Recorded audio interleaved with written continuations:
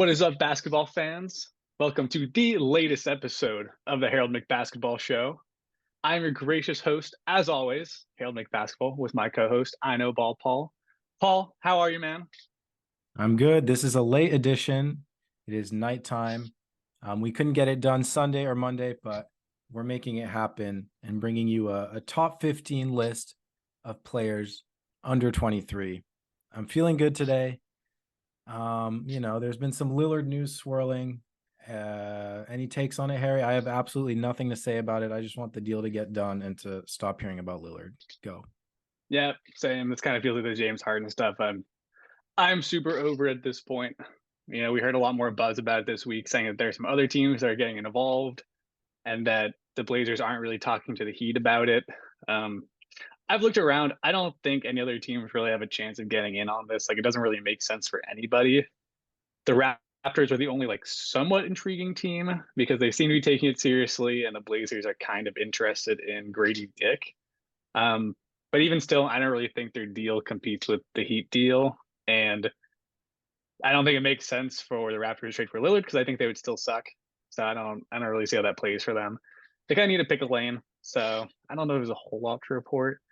Um, other than like the Blazers are kind of interested in Grady Dick. So like it's not out of the question that the Raptors could offer like OG Anunoby, Gary Trent, Grady Dick for Lillard. But like I said, I don't know if it makes a whole lot of sense for the Raptors to make that move. And I still kind of think I'd rather have a hero. I just think it makes a lot of sense next to Scoot. So I don't know. That's my spiel. I'm over it. I think they should take the Heat deal so then we can actually figure out how we want to rank teams in the East. Yeah, because if they don't know what's going to happen with Siakam, then I don't see why it's worth it. Just take the Heat deal. I don't get it, man. I'm telling you, Jovic is good, man. That young Serbian Yo, kid. Jovic is really good, and like I feel like Hero's gotten like so underrated out Hero's of awesome. nowhere. Like Hero averages like 20 points per game. He's only like what 24 years old, probably like Yeah. super young, up and coming star. Shoots the lights out. Really good off the dribble too. Like he's literally a young star. Like you were legitimately getting a young star player who would be a perfect fit next to Scoot because he's a fantastic shooter. Like you literally get your Clay Thompson next to this, fantastic like slashing point guard. It's so perfect. Just take the deal. Like this is legitimately a fair trade. Feels like Not Grady Dick's ceiling is Tyler Hero. So Yeah, that's like always what I thought. So it's like, why are we gonna take the gamble on Grady Dick when you can literally just like have the finished product in Hero, who's still on the same timeline as Scoot? I guess the only like counter argument would be like it'd be better to have Hero and OG Anunoby. So like maybe that's what you're banking on with a Raptors deal, but I don't think so. I think you should take Hero. I think they're overcomplicating this. today is Tuesday, September 26th. Do you think by the next time we talk on Sunday, a deal has happened? I don't think so. I think it should because we're getting to the point where the off season's like very much over and teams are like getting together, training camp, preseason starting soon. Like this is like the time where like teams are established, chemistry builds. So I think now is the time for them to make a Lillard move. So the Blazers can have their team built around Scoot instead of this like awkward in between phase. And obviously, it's, imperative for the Heat to get Lillard as soon as possible so he can get as much practice in. So I think it should happen soon. I don't think it will though. I think the Blazers are like seriously struggling to make a decision here, and I think they're just being really indecisive. So I think they're going to take their time here, but I think they'll get it done before the start of the season at least. Yeah, I feel like it'll get done by Saturday, but then again, if it hasn't I don't happened, think then so. I don't think yeah. so. Anyway, I We'll think we see got though. We'll see. Yeah, we'll talk about it more if it actually happens because as we alluded to, I feel like we've already put too much time into this. Let's talk about more exciting things. Let's talk about top players under 23. So just to clarify, that means anyone who's 23 years old will not be included on these lists. So they have to be 22 years of age or younger. Um, Pretty sure I did this right. Let me know if any of these people are actually 23, but I believe I fact checked all of them. Yeah, Bleacher Report, coincidentally, because I had seen a screenshot on Twitter. I don't know when that list came out, but Bleacher Report had done a top 10 under 22, I think. And then kind of coincidentally, they came out with a new one yesterday. We'll link the article in the description, ranking the NBA's 22 best prospects 22 and under by Zach Buckley. And so we figured we'd give our takes. Again, yeah, if they're 22 and 364 days, cool. You know, if their birthday's tomorrow, that's fine. If they are 23 years old, they do not qualify. So hopefully we did it right. But considering we both looked at this list, I think we're in the clear. Yeah, and Paul, do you want to run through the top 10 for that Bleacher Report list? Because it was pretty bad, and I think it's an important like preface for the fans to The know what screenshot. Bleacher Report was working in, like how we're gonna, where our lists differ. Okay, not the screenshot. Yeah, the actual article by Buckley. I looked at them, and actually the top tens are exactly the same. So take Oh. your pick. It can be the screenshot. The article is essentially just an expansion on that. Right. Okay, interesting. Okay, so at number 1 they had Victor Wembanyama. At number 2 they had Anthony Edwards. At number 3 they had Paolo Banchero. At 4 Evan Mobley. At 5 Chet Holmgren. At 6 Lamelo Ball. At 7 Jalen Williams. That one really triggers me. Continue. At 8 Scoot Henderson. At 9 Cade Cunningham. At 10 Scotty Barnes. I'll go to 15 since we did 15, okay? Go for it. At 11, my boy Franz Wagner. At 12, our boy Josh Giddey. Can't believe he's the third Thunder on that list. Anyway, continue. That is crazy, yeah. That's insane. He was so good last year. We can talk about this more during it. Maybe I see a little argument for Chet, but I think J-Dub over Giddey is insane. Yeah, J-Dub's very high. I love J-Dub, but like 7 is insane for J-Dub. That is for that. I like J-Dub, but I don't think he's done anything to justify that. I completely agree. 13, Tyrese Maxey, who surprisingly is 22. Kind of surprised me, but yeah, no, I think that makes sense. At 14, we have Brandon Miller. And rounding out the top 15 for Bleacher Report, they went to 22, but I'm just going to list the 15. Shaedon Sharpe. I like Shaedon Sharpe. So, yeah, I don't know. They had me with the first 1, 2, 3. First 4, I think I'm comfortable with, but then it kind of gets a bit crazy. But what do you think? Should we go bottom to top or top to bottom? Ooh. Maybe it's a good question. I think we should still go top to bottom. I like the idea of going like bottom up. But I think we should start with our top guys, or else it might just get a little bit confusing. Okay. So honestly, like I think, and because I think I'd rather we spend more time on our top guys also, and then we get to the bottom, and then kind of like the wrap up of the show. Facts. That's a good point. Okay, rip the Band-Aid off. My first guy, Victor Wembanyama. One more clarification is just these are kind of guys you want to build your franchise around. These aren't necessarily who's going to be the best come next year. We're talking about franchise building, centerpieces, if you will. Yeah, it's almost like you're starting a basketball team from scratch, and it's like this is the guy you start with. Like, who are you taking? There's room for some interpretation. I go off, off the wheels like a couple of times in here. I'm like, I just like this guy, so I'm putting him higher. So, it's up to interpretation, but that's kind of like the loose guidelines we gave ourselves. Yeah, and I know speaking for myself, I don't watch a lot of college ball, so a lot of these rookies, I'm probably a lot lower on them than maybe I should be, but until I've really seen them in action in the NBA, I don't feel super comfortable unless their name is Victor Wembanyama, and I'm very comfortable putting him as my like number 1 under 3. Yeah, and there's just a lot of really good players on this list, so like even if you're like really hot on a rookie, like it's hard for me to put a rookie player for someone who's like established, and like some of these guys are already like near all-stars. Like, it'd be like really hard for me to put any of these rookies other than Wembanyama over somebody like Cade Cunningham, who's already proved he can score 20 points per game. So that's a part of it as well. It's not to say that these rookies like won't end up being better than these guys, but it is a lot harder to judge them and take them over like some of these more established guys. Do you have Wemby at number 1? Oh, fuck. No, I didn't. I don't know. I zagged. I was like, just give me Anthony Edwards, whatever. I think Wembanyama, like, obviously he has the highest ceiling, and he probably is the guy you go with. if you're looking to start a franchise.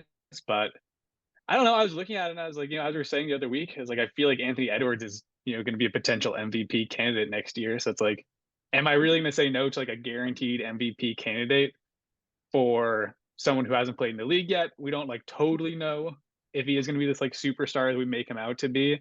I mean, we're all like 95% positive, but I mean, I can just get the sure thing here. I can just get Anthony Edwards, who's going to be, a top 10 player in the league. So I kind of feel like that's the safer choice. And I think I can justify it. I thought it was close. I still think Wembanyama probably is the right answer, but I don't know. I was just feeling Anthony Edwards here. No wrong answers. Ant was my number 2. And like you said, he's already solidified himself almost as a superstar. But yeah, Wemby with just that generational potential to be like super, super special. I think I had to take him at number 1. So Yeah, I like it. I had him there at 1.2. He ended up being my number 2 guy. I think like Edwards and Wemby were like clearly in their own tier as guys who, really have this like MVP upside, which is like hard to say. Like that's like an insane tier to be. Like there's an all-star tier, which is amazing. And then there's the superstar tier. And then there's like this MVP tier, which is like so hard to get into. And I think like Ant and Wemby are probably the only guys who jump out at me as like, having the potential to get there. yeah, perfectly said. I agree. Okay. So we had those flipped. I'm interested to hear who your number 3 is. I think it's going to be super interesting, by the way. Yeah, I went in thinking it'd be easier to rank these guys, and then I was like, oh man. And we were texting before, and you were telling me, oh, Jalen Green, man, he's so low on this Bleacher Report list. And I'm like, dude, we're gonna have such difference. Yeah, you know you love me. You know I love Jalen Green. But I'm gonna go with this. Someone who I had a 10 at first, and I was like, am I just overthinking this? You had him Because at like 10. if you look at this person I originally had a 10, I ended up moving them up. And I ended up going with Lamelo Ball here because if you just like look at the list here, it's like he's the only other guy that's been an all-star. Like he's already proved it. In his best season, he averaged 23 points per game, 6.5 rebounds, 8 assists. I feel like he's kind of been forgotten about because of like the injury struggles last year, and he did look a little bit like a shot chucker. Not gonna lie, but they also sucked last year. They had nothing to play for. His team was terrible, but they were really good. In years prior, and I think they'll kind of get back to that. I think the Hornets can be frisky this year. I think Lamelo will improve, and his stats could get even better, and he could get up to like 25 points per game and like 9 assists. And if he's there and he's an all-star again, he ends up being like a 10-time all-star. I feel pretty good about that. So I ended up going with him here. I thought I was kind of underrating him when I initially did my list. Maybe I didn't have enough time to have that kind of second opinion, because he ends up falling a bit lower on my list. Lamelo's interesting. He's kind of been in the news cycle recently for getting some pretty hideous ink. His tattoos look straight out of GTA. Yeah, the blood tattoos look very questionable. And I think he also kind of made the Twitter rounds because he had like 450 games played in 2K already, which is kind of insane. And he also just like doesn't abide by street laws. He just runs every red light. There is a great video of him pulling out of the arena. Yeah. And several times too. Like he's an absolute menace. And you see it on the court too in the way he plays. Like he's a very unique player. And I think that's also like partially what made me shy away from at first. Is it's like when you watch him, it's like, does this guy contribute to winning? Like he just looks like he's trying to be in like a Ball is Life mixtape. The efficiency is not always there, but I don't know. It's like I do think he's a pretty special talent. We really look at the mix of his size, which is like insane. He's like 6'7". The ball handling is ridiculous. The passing is amazing. And the 3-point shooting, although it looks a little bit unique, is actually like really solid. So he's kind of a complete package. I still think this guy is going to be incredible. Yeah, you're kind of convincing me that I have him too low. And yeah, it's so he's such an enigma where it's like you're like, is his immaturity and like antics, and granted, the guy hasn't done anything like horrible yet, but he seems very immature. He seems to be focused on maybe the wrong aspects of being a basketball player. But that being said, that's kind of like what makes him so special, is his very aloof, goofy kind of take on life. And I think that might be why he's so special, because he's kind of whatever you want to call him. He's a bit of a nutcase in a sense. So Yeah, and he, sorry, continue. no, and I was just gonna say that the fact that he's already been an all-star at his young age and he has proven that he can make the league look fairly easy for him. I think I should have him higher than where I've placed him. Yeah, I saw a stat earlier today that it's like he was one of the youngest All Stars ever. Let me see if I can look it up real quick. I mean, yeah, he must have been 21. I That's I think it was like I think the only people that were younger were like some of the guys who came out of high school. I think like Kobe and LeBron made it younger, and I think Lamelo was like legitimately. I don't know if he's like third, but I think he was. Let's see, is this it? Was he second? youngest I all-star. think I'm looking at stat muse right now, and it looks like it looks like Lamelo is second. Looks like it's Kobe's the youngest, then Lamelo, then Zion, Luca, Anthony Davis, Kyrie. That's kind of like the youngest, but like to be on that list is like that's like pretty amazing. I think he's Let's fourth. see. Yeah, this other one's saying fourth, so I don't know what's up with stat muse, but like regardless, like very impressive. Like one of the youngest All Stars ever. Probably gonna be an All Star for years to come. So I don't know. He's kind of forgotten about, but I still think he's awesome. Slight side tangent, but StatMuse sucks. I Yeah, and like it happens all the time where I'll look stuff up on StatMuse to be like, we don't have this stat. It's like, what do you mean? This is like such a basic stat I'm trying to look yeah, up. I do not like StatMuse. I sometimes it comes up a little bit clutch, but most of the time I'm like, you're not doing what you advertise you do. I hate you. Yeah, it sucks. Don't use it, guys. Anyway, that's my LaMelo Ball rant.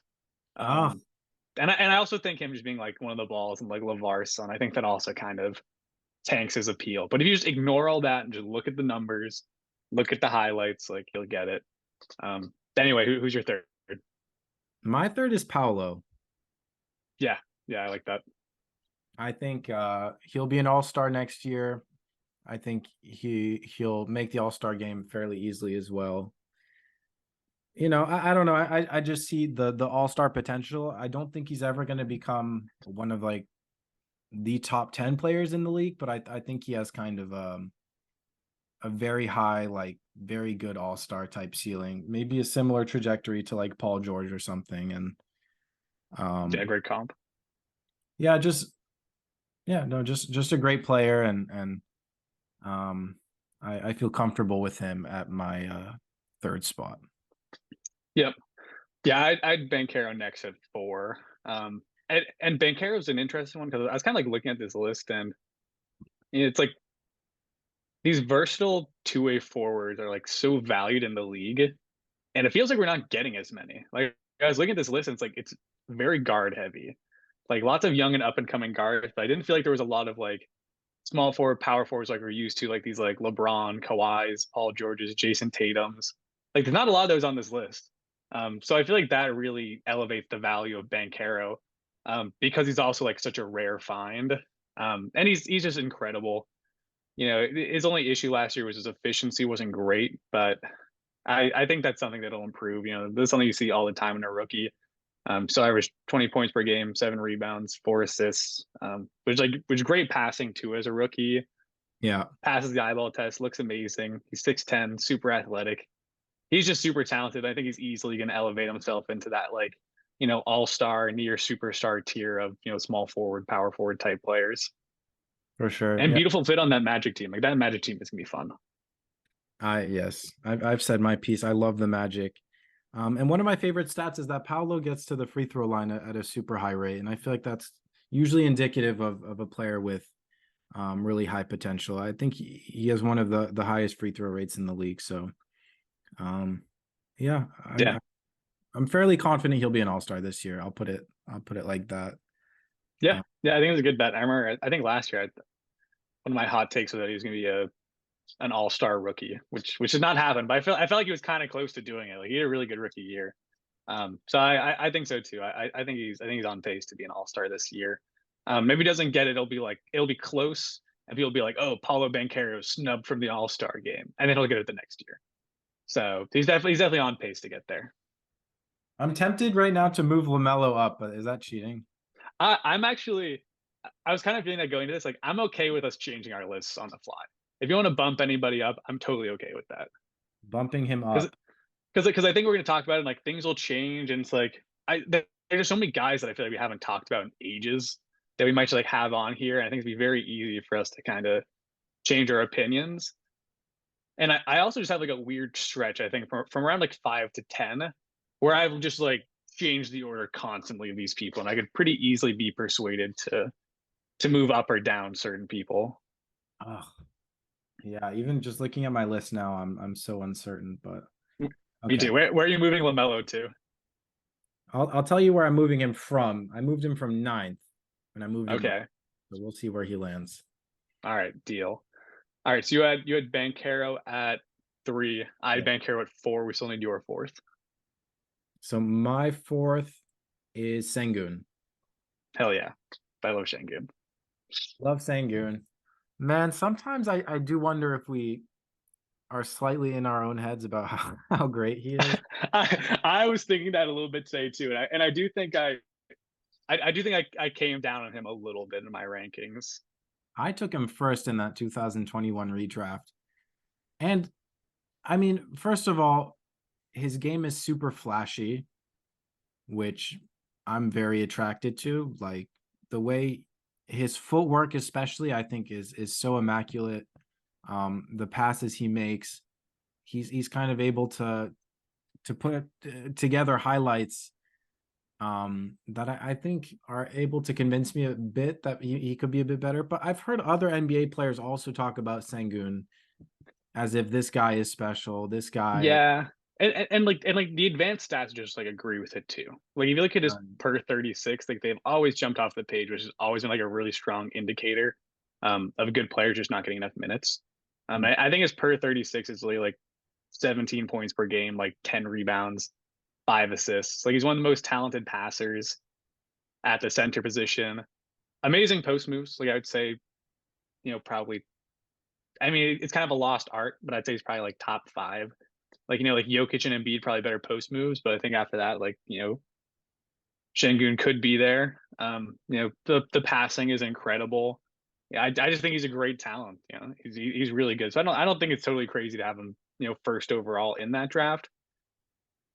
And funny enough, I've kind of like rethought it because when we did that redraft, I think I said I would still take Cade first, and then I would take Mobley, and then I would take Sengun. That's how I did it. So I was still high on Sengun, but I was like, I'll take these other guys first because they're a little more established. Um, but I don't know. It's like I've kind of waffled on it now to where I'm not sure who I would take. Um, because I almost feel like Sengun does still have the higher ceiling than the other guys. Like kind of a weird thing to say, but it's like I love Mobley, but I almost feel like what we have with Mobley like is Mobley. Like I feel like he's this like really talented defender, smart player, solid rebounder. Can kind of do like a little bit of everything on the offensive end, but isn't like crazy in any certain area. And I wonder if he kind of like caps out as like a third best player on a team. Whereas like maybe Sengun can be better than that. I also feel that Mobley was the one that didn't super sit right with me. I think Sean had him a bit lower. We both had him second. And it's Mm-hmm. tough because I don't know. He definitely has that kind of franchise player zest, but at the same time, I agree that like the offensive side of the ball, I don't know, his potential at times. I mean, he's great in the paint. His mid range is developing, but I don't know. Yeah, I was almost like I was like, because like what is like Mobley's ceiling? Something that I thought about earlier is potential comp, which isn't perfect, but was maybe somebody like Bam Adebayo, where you're like really good defender. Bam's a better rebounder, obviously, but both are good shot blockers. Both are really good defenders. Both are like sneaky good passers with solid mid ranges. Like they're pretty similar players. A player any team would want. Pretty like really high floor, but a player that definitely has a ceiling. And I kind of feel like that's the type of player that Mobley is. And when he first came to the league, people were like Tim Duncan. Like Tim Duncan's the comp. Like this guy is so good. And I'm kind of like pumping the brakes on that. It's like I don't know if that's totally his ceiling. Yeah, no, spoiler alert, no. But Tim Duncan is Yeah. Yeah. But in the then GOAT the conversation. kind of the Shangoon counter argument though, which is why I've kind of like dampened my expectations a little bit with him. Is like I think like opportunities can be kind of tough to come by on this Rockets team. Where it's like, not only to add Fred, they've got Jalen Green, they've also got Jabari Smith. They've also got one of the Thompson twins. They have so much talent on that team right now, where it's like not only do I think it's gonna limit his touches, But I think at some point, like the Rockets are going to have to decide like who they want to keep and who they don't want to keep. And if they end up like really loving, um, which of the Thompson twins do they have? They have a Sar. No, They have a men. They have a men. Okay. If they end up like really liking like a men, Jalen Green and like Jabari Smith and those are the guys that want to pay, like it's not like out of the question that like Shangun's like the odd man out that they have to move because maybe they like prioritize scoring with the guards, defense with Jabari, and then like Shangun's the odd man out. So it's like I think, although I love him and like for a while I've been preaching that he was the best prospect on that team. I still think that's probably the case, but I don't know. This is gonna be like a really big year for Shangun. Like this is kind of gonna be the prove it year. agreed. Yeah. I just want so badly to see him realize his potential, and we saw glimpses of it last year. It seems that when he gets the minutes, it's there. So, yeah, praying for Sengun, and I'm comfortable with him at 4. But again, yeah, sometimes I'm like, do I have rose tinted glasses a bit with Sengun, and maybe a little bit, but Yeah. anyway, where were we? Yeah, You, we just went all over the place. But anyway, yeah, you gave your 4, which was Shangun. My 4 was Bankero, which would then bring us to our 5s. I'll say mine just because we've already mentioned him. This is where I moved Lamelo up to. Fuck it. Gotcha. Yep, cool. So then for my 5th spot, this would be essentially my top player from the 2021 draft class, which I've definitely like reshuffled, as I said, because last time I had Cade going in that top spot. I've kind of just like fully reconsidered and just kind of like gone step by step and be like, I was like, which of these players do I think really has the highest ceiling and do I want? And I was like, fuck it, I want Jalen Green. I think he's the best player. And I'm done pretending that I don't think he's the best player. I don't know. I legitimately just think he's better than everybody else. I think his talent is extraordinary. I think he's just like super explosive, amazing touch on his jump shot, super quick and shifty, can shoot really well off the dribble. And I think he's just going to blow everyone out of the water this season. I think he's going to be way better than everybody else. And that was originally like my hot take from last time, but I'm kind of all in at this point. I think he's going to be amazing. That's insane. Yeah, because my next 4 on the list are 2021 redraft players. Yeah, this is the spot. This is pretty much where they all are for me as well. Jalen Green is none of them. Yeah, I kind of went side by side. And I was like, I just think he's got more potential than all of them.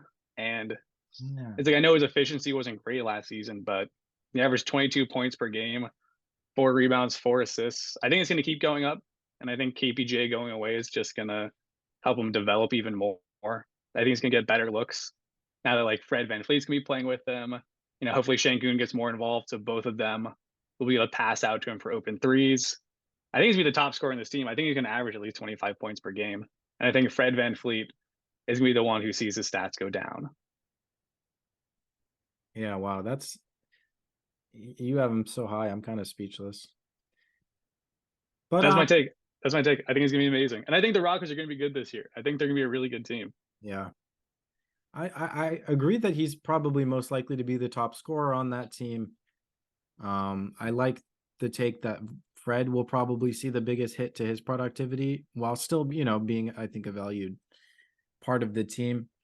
That being said, just like there are so many guys I would rather start a franchise with or have on my team at this point in their career than Jalen Green, who I just kind of see as an undersized, I don't know.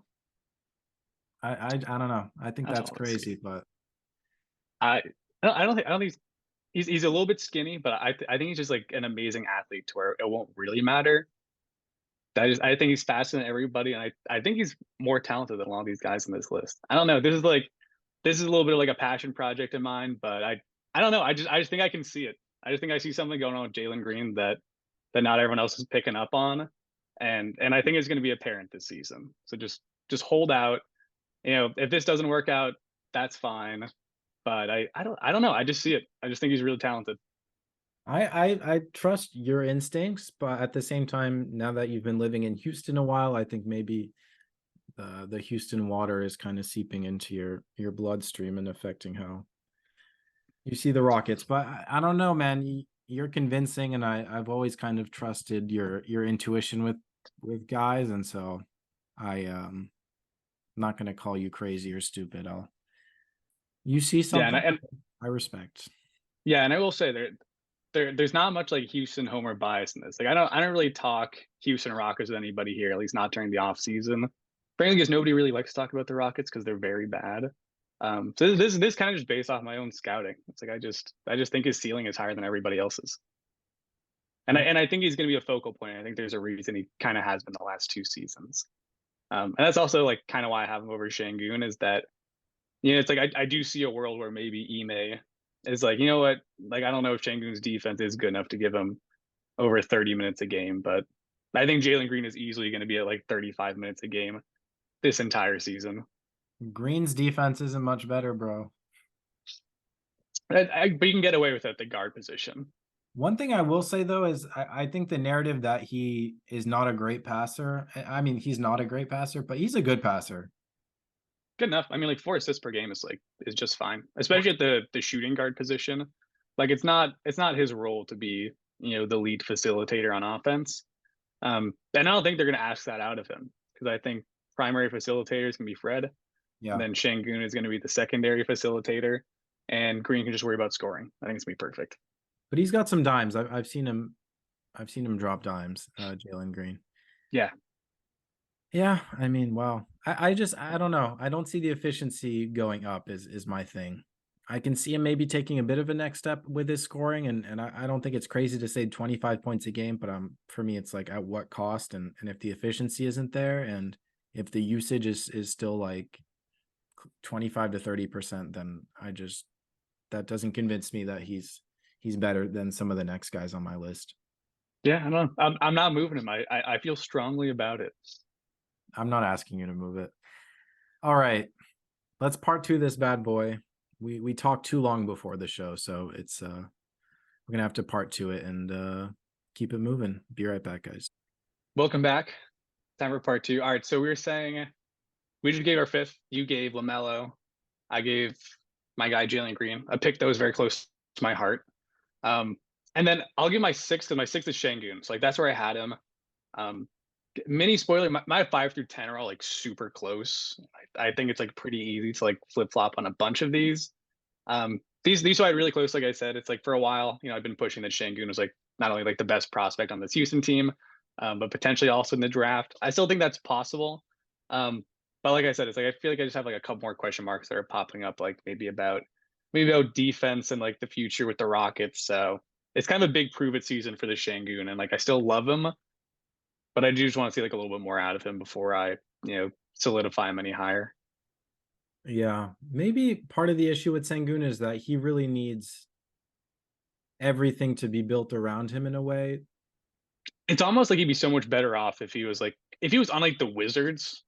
This guy would be like so high on my list. And I mean, he already is high at 6, but it'd be like a no doubter if he was like clearly the number one guy on the team. But like with the way the Rockets are currently constructed, it's like Fred is easily the top guy. I think Jalen Green kind of has to be the number 2 guy just because they invested such a high pick in him, he's such a high volume guy. So that makes like Sengun best case scenario the 3rd guy. But then you also have like Dylan Brooks who's gonna huck shots. You still have Jabari Smith who needs touches. So I don't know. And it is possible that also having so many people in the same place that need touches, could stunt his growth. I hope not. I still think he's amazing, but I do just have like a couple more questions about him. Yeah. Anyway, you can fire off your is it 7 through 10 or Yeah, should I just run through all of them? yeah, because I kind of I'm in the same boat as you, and I kind of want to maybe talk about them Right, as a group. as a group. Yes, the way I did, and I was like a super close on these, but I went Sengun, then I went Mobley. I thought this was kind of an interesting one, but like this is where I slid in Maxey. I slid in Maxey at 8. And then I did Cade and Giddey. So maybe I was like a little bit higher on Maxey than consensus, but he's like literally one of the most efficient 3-point shooters in the league. Like he's so good. And he's already having 20 points per game as Giddey? the 3rd option. No, Maxey. Oh, I see. Sorry. I was like, yeah, Giddey is not. No, yeah, no, not Giddey, not Giddey. I love Giddey, and it kind of pained me to put to a Giddey only at 10.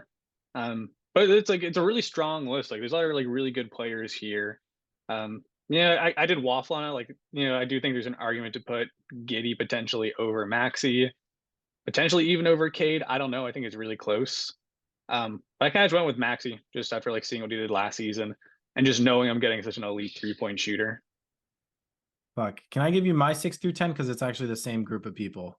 But I am Yeah, so you're as you keep saying waffling. I can't, man, it's so hard. And it really is. it's the Especially 2000. like it's especially hard because like there's so much limited tape on these guys, especially when it comes to somebody like Cade Cunningham. Because it's Yes. like, how do you even rank Cade? Because like, yeah, he was like the top overall pick, great prospect, 6-7 point guard, good scorer. I mean, average like it was limited games last season because he got hurt so early, but he averaged like 20 points per game, 6 rebounds, 6 assists. But his efficiency was like also questionable, and the Pistons also sucked. It's like I don't really know what to make out of it. Like it's really hard to rank some of these guys.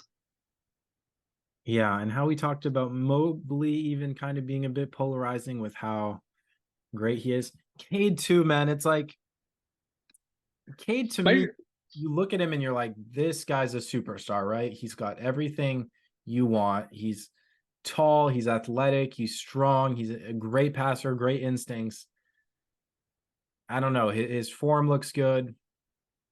He can get to his spots in the mid range and struggles a bit with efficiency and the three ball, but I don't know. It seems like he has all the makings of a star, but I still kind of stop short and say, for whatever reason, I'm like, I don't know. I'm not Me too. buying the hype quite as much as everyone else is.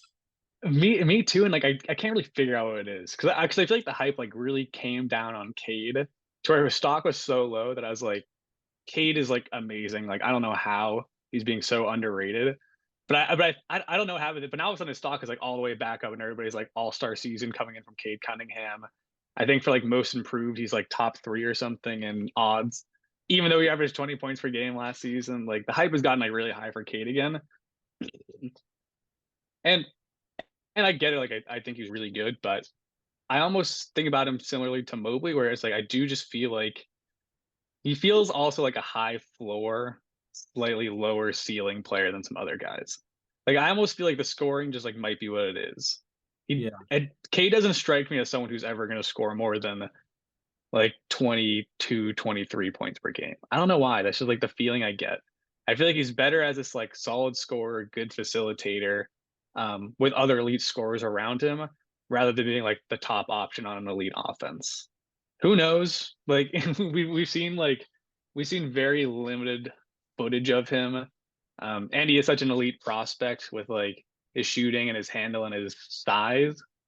But I don't know. There is like an intangible vibe that just like isn't like all the way there for me. Yeah. And again, we don't have a ton of tape on him, so it is a tough judgment call, but yeah, I don't know what it is. And I think it does come down to the scoring and him not like, I mean, he's great in the pick and roll and he's physical and he gets to the basket, but There it's like, there there might be like an aggressiveness. I feel like he's not a very aggressive player. yeah. Like he's not very assertive at getting his jump shot. And like, yeah, I don't know, the off the dribble stuff I don't think is quite there. And the athleticism's overrated. He's like pretty slow. Interesting. I did make a quick switch to my list. I put Giddey up a notch. Okay, so my 6, I'm gonna say fuck it. Josh Giddey. I Um, love it. Cool. yeah. I don't know. I just what more needs to be said? He was incredible for Australia in the FIBA. I mean, we've said our piece about FIBA, but I feel like we kind of forgot to mention Australia, who had a slightly disappointing FIBA, no doubt, but Giddey was like the star of that team. He had some incredible highlights. Um, fucking love Giddey. Then I guess I'll put Mobley at 7, Cade at 8, Franz at 9, Maxey at 10. Interesting. I thought you'd be higher on Maxey because you're a big Maxey guy. Yeah, Granted, like still top 10 for people under 22. It's still like amazing. You've also like kind of convinced me. I think I'm going to bump up Giddey too, and there's also an age factor here that I think I That's true. forgot about it. I was reshuffling because Giddey's only 20, whereas Cade's 22. So Giddey has like 2 more years to like get to where Cade is right now. Cade is Um, 22. yeah, Cade is 22. What a loop. So Giddey's like one of the youngest people on this list and has tons of time to catch up to where other people are. Dude, Cade is turning 23 and oh no, he just turned 22. Okay. Okay, good. I don't feel like he just turned 23. And Literally all right, off the yesterday. list. Okay, good. Okay, interesting. Like, so like Giddey's so young, and also I was listening to a Zach Lowe pod today, and he was weirdly negative on Giddey, and I think that kind of like I think that threw me off a little bit. Um, but I still love him. I've always been a huge fan of Giddey, and like he is one of those guys where he just does have that combo of like height and vision, amazing rebounder too, super crafty. And I think something that people have been negative about like is the jump shot being like, can you have a point guard you can't shoot next to SGA? But his 3-point shooting has actually been coming along really well. And it feels like any season now it could click and he could shoot like 38, 39%. And if that's the case, he's literally like the perfect point guard to put next to SGA. Mm-hmm. And yeah, no, Giddey, we've said everything, but it's just the intangibles. It's the way he plays the game, his vision, his pace, how he's able to finish the touch. I don't think the three is going to be much of an issue moving forward. I think he'll get it up, to 36, 37% consistently. And yeah. Yeah. Well, what's Lowe saying about our boy Giddey? Well, what he was saying, and it's kind of interesting, although I thought it was kind of a trash take, is that the Thunder are ultimately going to have to make a decision because they're not going to be able to pay all their young guys. So they need to make a decision, be like, obviously Shea, super max player. But then when Giddey needs to get paid, Chet needs to get paid, J-Dub needs to get paid. You can't give all the max contracts, or you probably can't even give them all like $30+ million contracts. So somebody probably has to go. And he was saying that he thinks Giddey has to be the one who goes because he doesn't like to fit as much next to SGA. I thought it was a bad take. I don't think there's any guarantee that all three of those players end up being max contract players. So it's like it might just work out and they can all stay. But I also just think like Giddey's just like such like a high potential player that's kind of insane this early into his career to say you might have to move him because like you still just need to see how everyone plays out. You got time. Yeah. It is an interesting take between him and SGA because maybe their play styles don't fit, but I think they're both such good, unselfish kind of, and I think they love each other that I think it will be just like an amazing duo for Yeah, and they're super talented and both like share the ball really well because like neither of them, although they like do well with the ball in their hands, I don't think they're like ISO heavy because I think it's almost like the team like moves the ball a lot and then one of them will kind of like get the ball with like some kind of opening into defense then make their play. It's not like SGA is like ISOing with like dribble moves for 10 seconds before making a move. Like I feel like everyone touches the ball before somebody makes a play. Yeah. Yeah. SGA a bit ISO heavy, but he does it in a way that it feels like he's so slithery and he just attacks quick and Totally gets to a spot super quick. Yeah, it's interesting. J-Dub, I don't even kind of foresee being a max. I don't, I don't see him in that. yeah. I always thought him as it looked amazing last season, but I always viewed him as being this like really high potential, um, even like better than role player type guy. Right. But maybe he's like a Derek White, like that's kind of the role I envisioned for him. Yeah. So I view him as probably like maybe like a 20-25 million per year player, For and sure. that you can afford. Then you can get rid of Lou Dort, and Lou Dort sucks. Like that's easy. Just get rid of Dort and you're fine. Problem solved. That is facts. Yeah, Jalen Williams is when's his birthday? Okay. Yeah, he's turning 23 in April of next year. He's a bit older, but For sure. yeah, agreed. I see him as like a very, very good role player. Yeah, and then Not a star. one alteration I might make to mine now is I think I'm going to bump Maxey down to 10 as well because I think I'd rather Giddey because I just love Giddey and I think the potential's amazing. Yeah. And although we like have our gripes with Cade, I think it's still probably a ceiling thing. I still think the Cade Cunningham ceiling is probably higher than Maxey's, even though he is such an amazing scorer and such a lights out 3-point shooter, which is why it makes it hard because like these lights out 3-point shooters are so hard to find. Um, but I think the size with Cade too. I think that probably gives him an edge. But it's really hard for a lot of these guys for me to pick between them. Is Franz in your mix between your 6 and 10? Remind me what your order is. No, no, Franz is not. Franz is in the top 15 at least. At least. I I I'm not I like Franz, like I'm not taking Franz over any of these guys. Okay.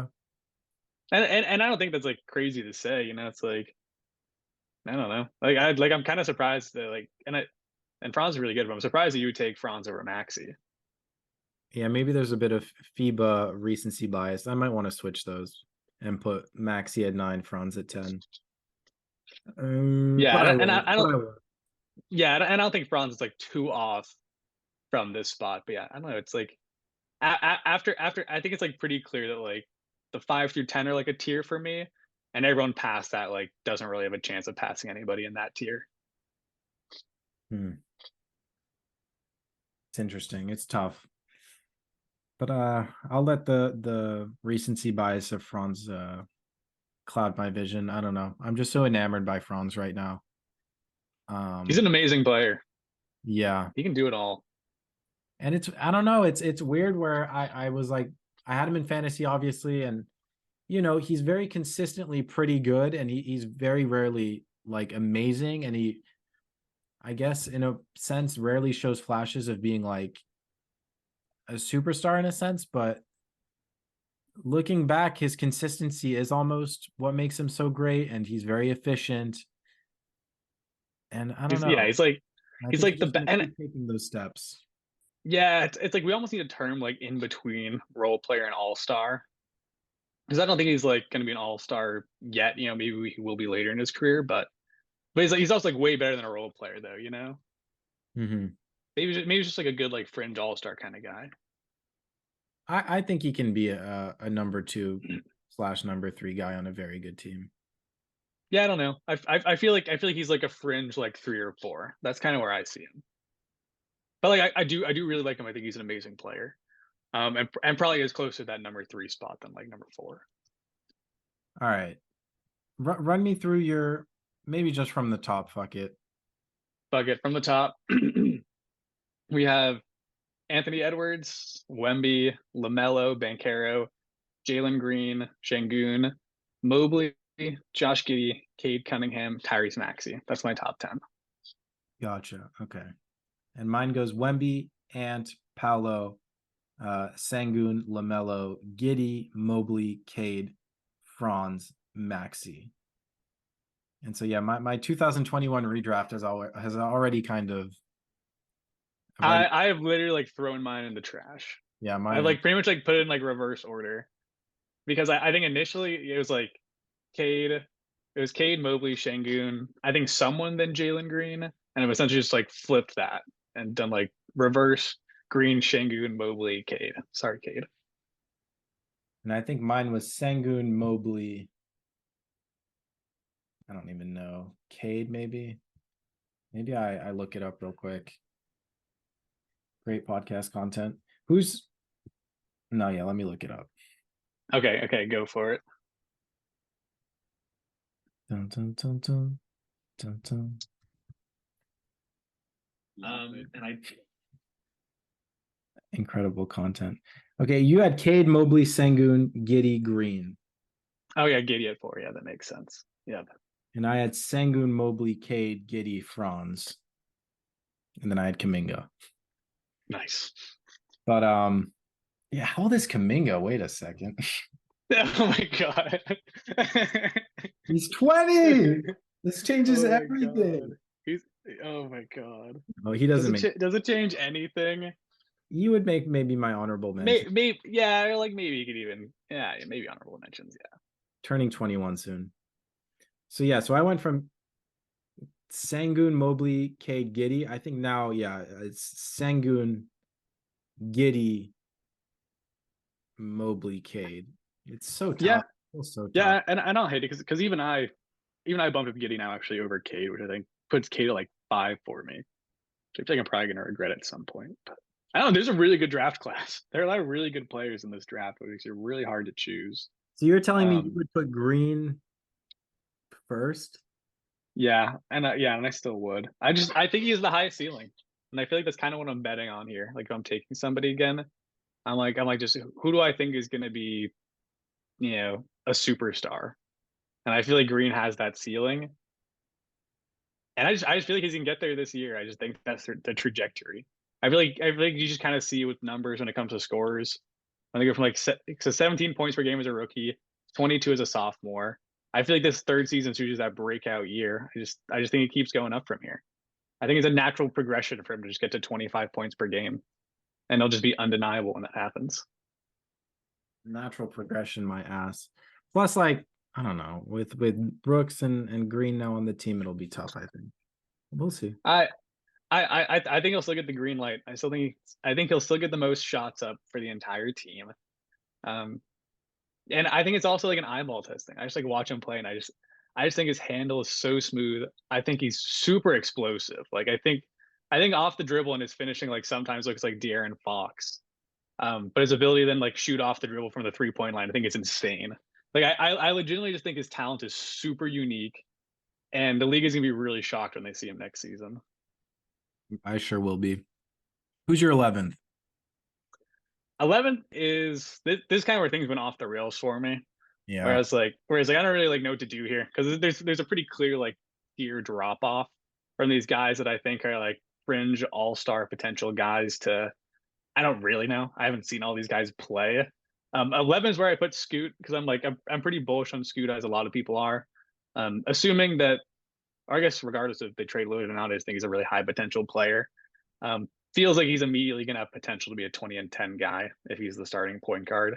And he's clearly like a generational talent and only went number 2 because he was in the same draft class as Wembanyama. So I'll take him because I think his ceiling is so high. I think you went number 3. Oh yeah, because they took Miller too.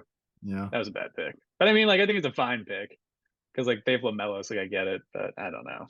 I don't think that's going to age well. yeah. Kind of like I said in the beginning, I need to see Scoot really play in the NBA for my brain to kind of accept that he's as good as he is. But just kind of hypocritical because my 11th is Chet. Yeah, I had him at 12. We're definitely in unestablished territory. This is very much For sure. This is the drop off. This is where we're like speculating more about players' potential. right. And it's definitely a spot where it's like I'm kind of willing to take a gamble on potential instead of going for someone who's like more established, kind of like a J Dub or Franz. I love both those guys. They're in my top 15. But like in a spot like this, I think I'd rather gamble on guys who I think are slightly higher upside. Yeah, fair enough. Who's your 12th?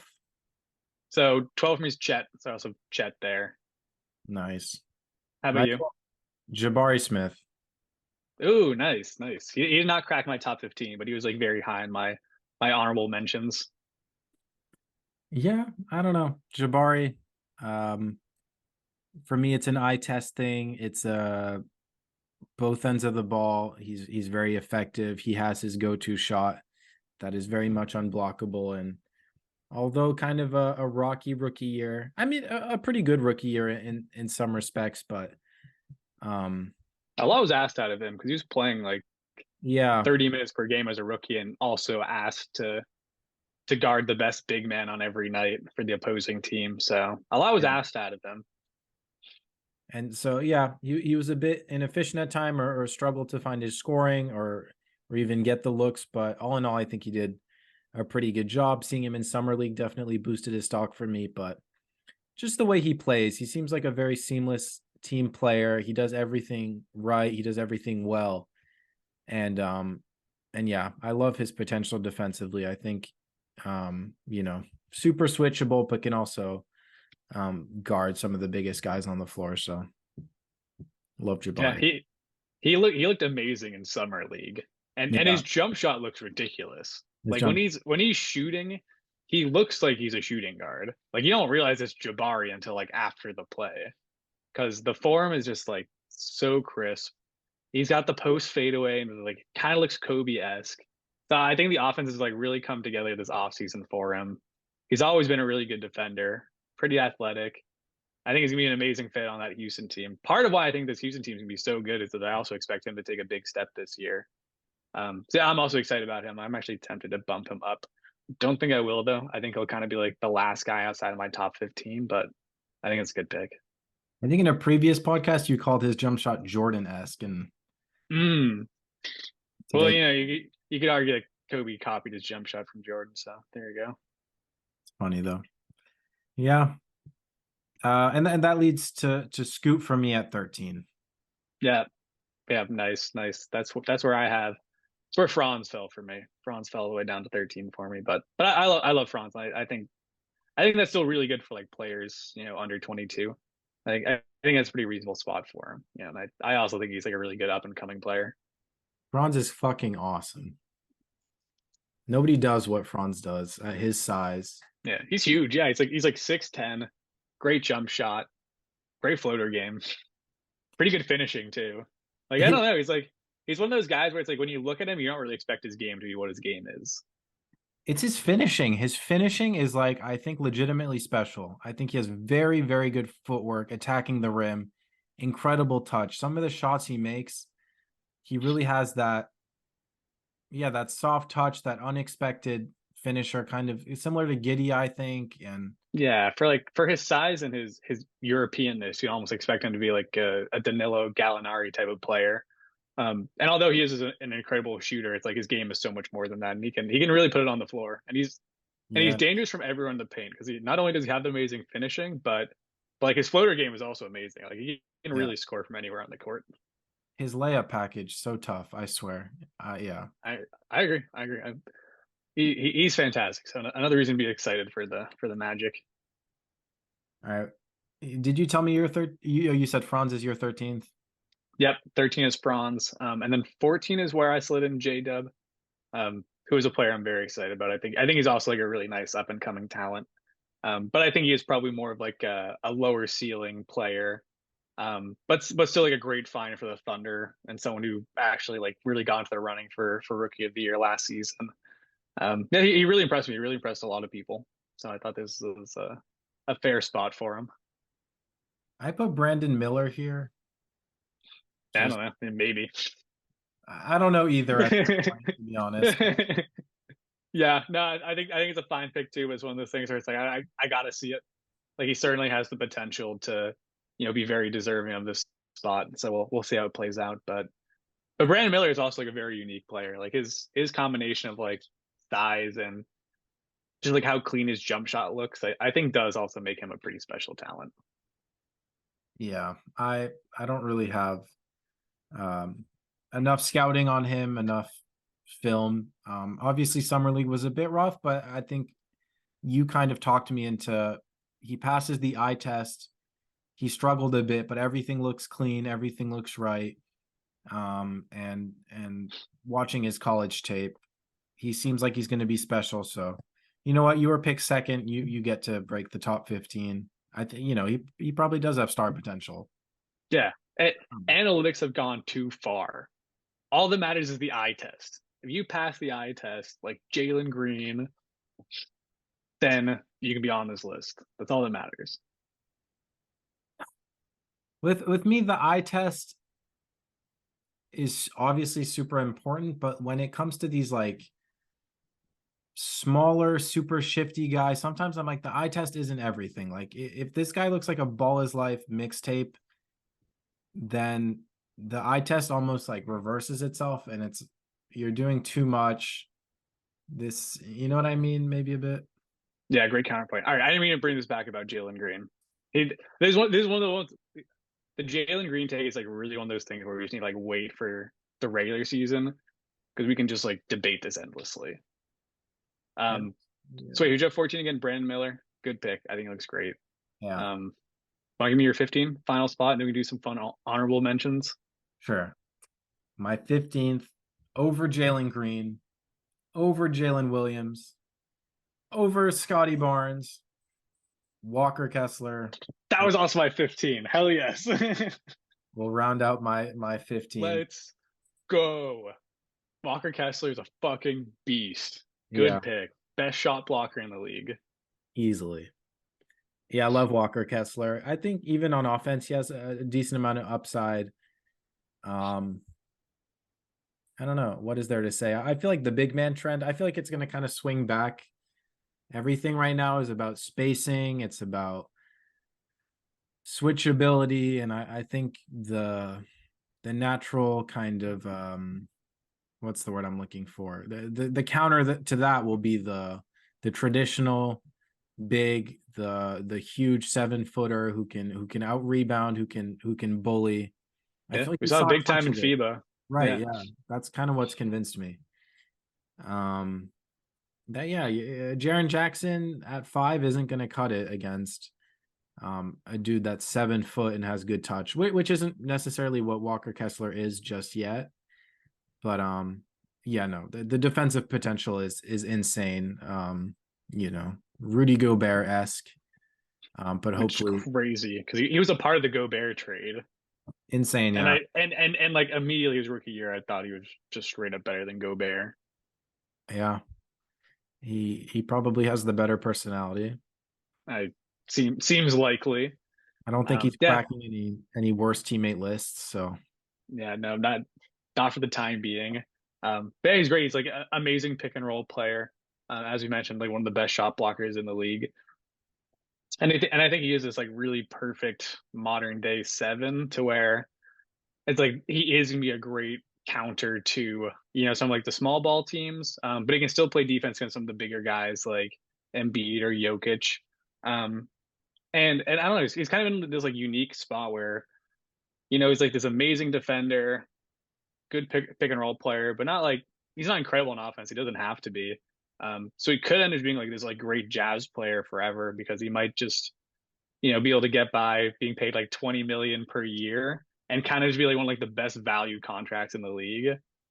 So we'll kind of see how his value changes like as he plays more. But I think this is like such a good draft pick and he's such a good fit with the rest of this Jazz team. and he's pretty nimble for his size, I gotta say.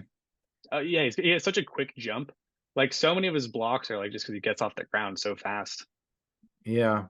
And I don't know, he I feel like he's pretty fast just running speed wise. Like I feel like he could outrun a lot of guys his size.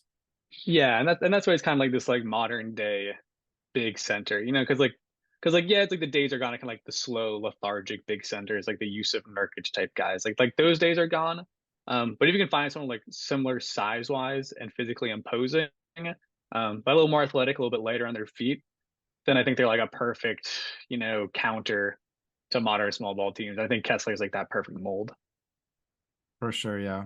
I'm excited to see how he grows this year, especially on the offensive end, because he solidified himself so quickly as like one of the best He had def- so many games of like 5+ blocks. Like he had multiple like 7 block games as a rookie, which is just like insane. It just doesn't happen. I think he averaged 5 blocks in college He's for a he's just a natural.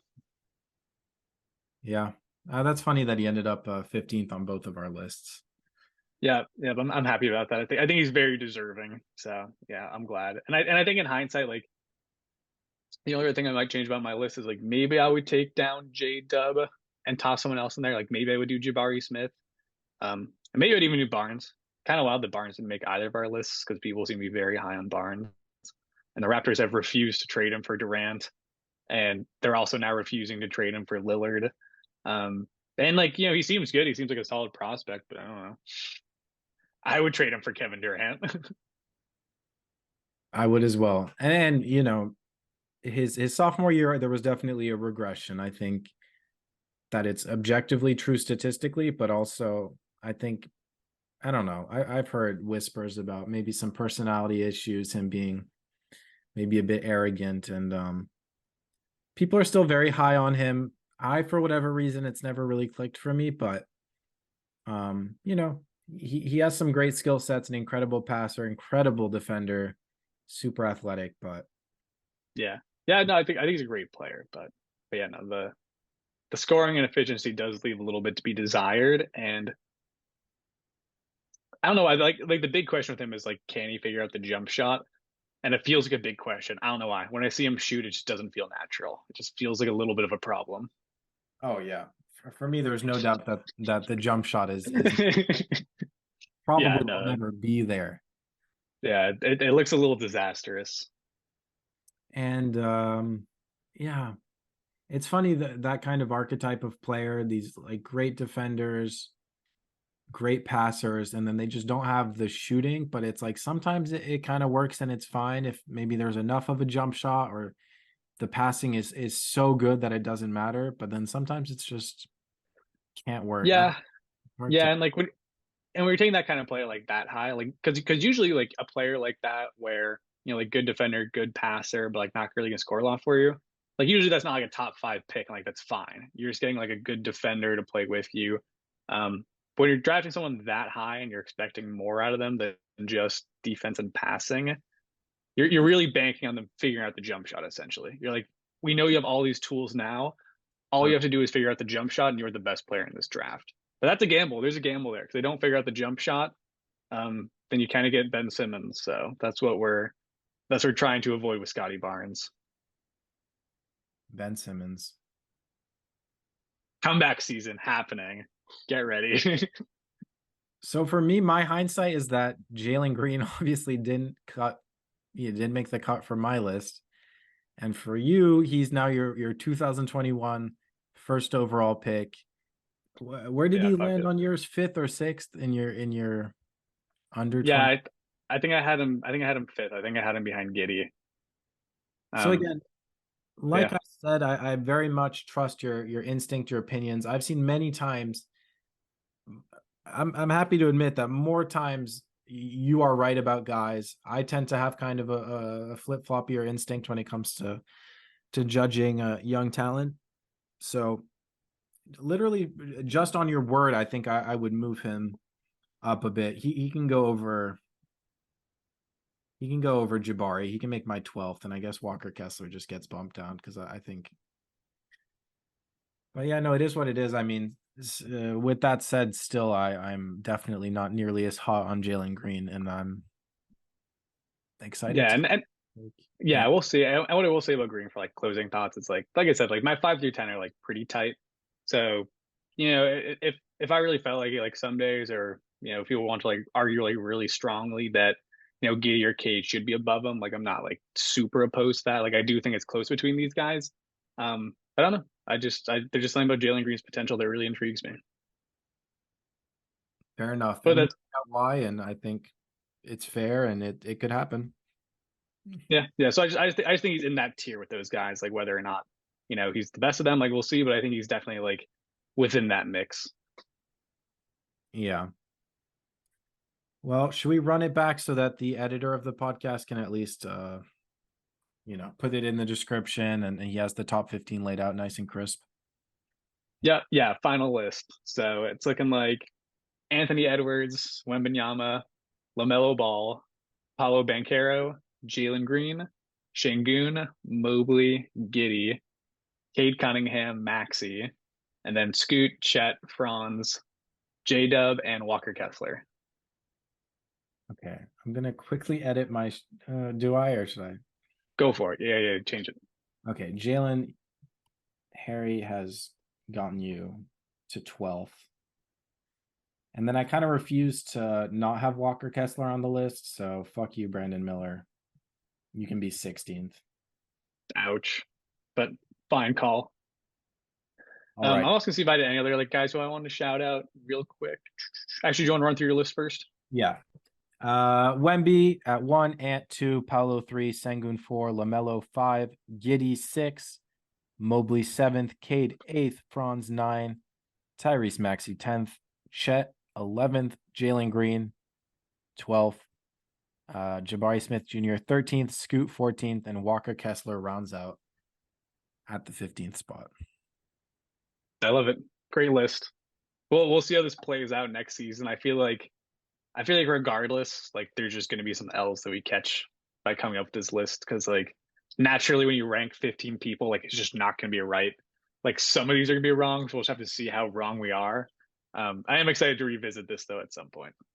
Me too. And that's what it's all about. And at this point, we're past the point of no return. We've ranked plenty of players. Obviously, we did the 2021 list. We've done the hot take. So I think I've accepted that we're going to look very stupid at some point, but it's worth It's it to fine. look pretty smart on some other stuff. Yeah, absolutely. And at the end of the day, it's all engagement, whether it's negative or positive. So we'll take it. It's always good for the channel. All news is good news. Yes. Exactly. Okay. Other mini shout outs for closing. Other guys I want to mention were um, Jaden Ivey. I still like. He couldn't quite crack this list, but I think he's an awesome player. Trey Murphy. I'm very sad that he tore his meniscus because he's someone I was very high on. Did he? But yeah, he did. So he's gonna miss like the first couple of months of the season, which was like really sad. But I still think he's incredible and a really good talent. And I think although he's not like top 15, I think he probably would have made like the top 20 long list for me. It's pretty much it actually. Those like my big shout outs. I actually nailed a lot of like the other random shout outs I was gonna give. Okay, my quick random shout outs, the Thompson twins. Love it. And shout out to Benedict Matherin, who I think goes Yeah, on Benny. radars. I love Benny. Yeah, Benny's great. No, that's a good shout out. He deserves it. He would be on the cusp for me. I think And if he's they what trade Jalen Green wishes he could be. yeah, well mini side tangent, if they trade Buddy Hield, like there's a good chance that a lot of shots open up for Matherin. We have 1 minute left, but yeah, I hope they trade Buddy Hield. Buddy, I think I feel like they were like, Buddy, you're probably not starting, Buddy. And he's like, Buddy. Buddy. Yeah. As they should. Okay, yeah, I know we're running out of time. Yeah, that's the Buddy tangent. They should get rid of him and start Matherin. Yeah, we're not starting another Zoom, guys. It's been another episode of the Harold McBasketball Show. It's been a pleasure. It's been a fun one. Putting our necks on the line once again. Yeah, sign us off, Harry. Yeah, thanks for tuning in, folks. It's been another good one. Until next weekend. And let us know if you disagree in the comments with any of these takes. Bye, guys.